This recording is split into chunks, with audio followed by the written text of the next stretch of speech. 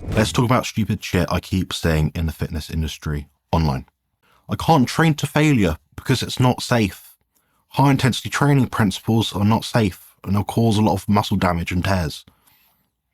You've not understood what high intensity training is. The methodology suggested by Mike Mentzer, the late Mike Mentzer, is actually high intensity in the fact that you're training safely, but you're making your muscles do more work, which is actually much more safe than lifting ballistically. Now this comes to my next point. Explosive reps work the fast twitch muscle fibers more. Well, next time you go to the gym, do a set. I want you to lift the weight as slowly as possible. So think maybe 10 seconds up, 10 seconds down. Don't stop at the bottom or top. Then what I want you to do is keep doing that and try to hit about, say, 4 or 5 reps. So you're looking at about 1.5 minutes of times tension. Now tell me what happens to your muscle fibers when you get to the end of that set. Are they shaking? Are they twitching? Can you move the weight anymore? Have you fulfilled Henneman's size principle of muscle fiber type activation? Yes or no? You'll see for yourself. The next point, low reps build muscle, high reps build endurance.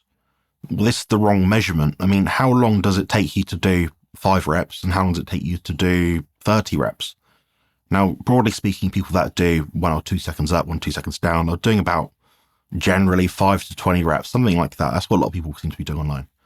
Now, the problem is, what happens if you do what I do, which is, say, 4 reps, but each rep takes you 20 seconds?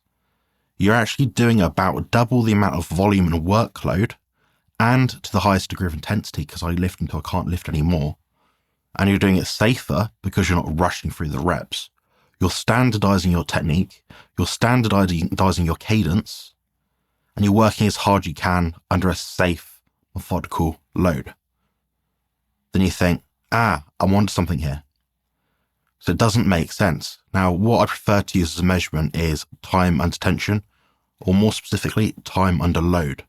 The time that your muscle fibers are under load will dictate to what capacity they will adapt and overcome to become stronger, faster, what have you. And there is some skill-specific element to it. But if you're a bodybuilder like me, you don't care about lifting fast. There's no benefit to it. My goal is not to move the weight fast. My goal is to make the muscle work hard.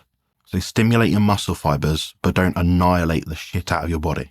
There's something about diet which is interesting as well. We need green and red powders. So the green powders give us our antioxidants, which apparently are not essential. The ones we get from plants definitely aren't essential at all. And that leads to a whole host of other issues with the accompanying plant fiber, which is contraindicated. But the green powders, fiber, antioxidants, great. Your body can get all that from meat anyway. It's just people don't bother to measure it in the studies. Now, what about the red powders? Well, they're high in polyphenols. Well, there's no essential polyphenol that we need in the diet. I'd actually argue since adding in these foods to our diet, say the last 10,000 years, maybe, I don't know, in terms of like the ancient Egyptian high grain, high crap diet, basically, to feed slaves, we've seen our health get worse. These things are not causative towards long-term health outcomes. And I don't think there's any performance and benefit to be had from these things that we can't get from meat, fish, eggs, dairy alone. I'm going to get some nut butters in for healthy fats. I'm not getting peanut butter though, I'm getting almond butter because it's, it's got less sugar in it. Okay, well, are you taking omega-3? Oh, I take lots of omega-3. Oh, great, that's cool, great. Yeah, I'm just trying to get the inflammation down a bit.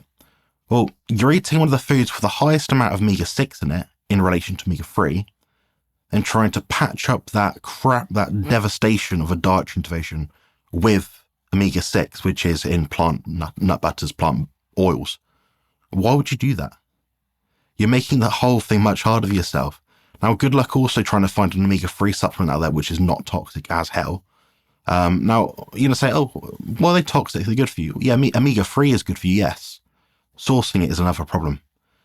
Is it coming from mackerel, sardines, salmon, anchovies? Where is it coming from? That can make a difference. Is it free of heavy metals? Does it say heavy metal free, tested in ISO 9001, lab testing setting? Was it, free of aldehydes? We won't be able to find that information without testing yourself in a university setting. It's not going to happen. You could be literally eating so much crap without even realizing it. Whereas just getting to the root problem, eat real food, oily fish. So much easier, so much cheaper as well. These supplements, these omega-3 is like, $40, $50 per month just to get a low-ass dose. What's the fucking point? And I need a multivitamin to cover my bases, to get my this, that, and the other. I need a multi-mineral with that as well. Well, in terms of the minerals we need, they're actually a macro mineral, or a macro vitamin, you might call them. So I'm thinking, okay, I need to get, 4,000 milligrams potassium, 200 milligrams magnesium, 1,000 milligrams or whatever it is of calcium. I need this much sodium.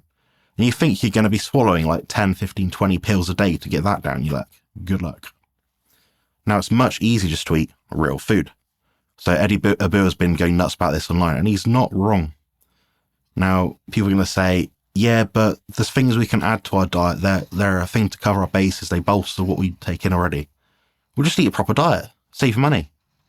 Now, all these things aren't really compatible with the body anyway. I mean, there's no studies which are long-term which prove that these multivitamins lead to best longevity or health outcomes. None. Not one exists.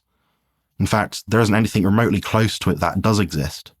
We have obviously supplements which can be useful. Yes, if you don't eat red meat, such as beef, maybe you don't have much creatine in your diet. Creatine could be useful. Maybe taurine. If you don't eat much meat, we could just eat more meat. But then there's a few other things, vitamins, minerals here and there, but you shouldn't be using these things as a staple to cover your bases. Your base should be a good diet, and anything else you add onto that is supplemental. So it doesn't make much logical sense. Now, hopefully that short video has been useful to you guys. Hit the bell icon to stay updated with all of my videos. And if you like this video as well, leave a like, leave a comment as well. And if you didn't like it, shove it. I don't give a shit. Take care. Build muscle and lose fat on the carnivore diet.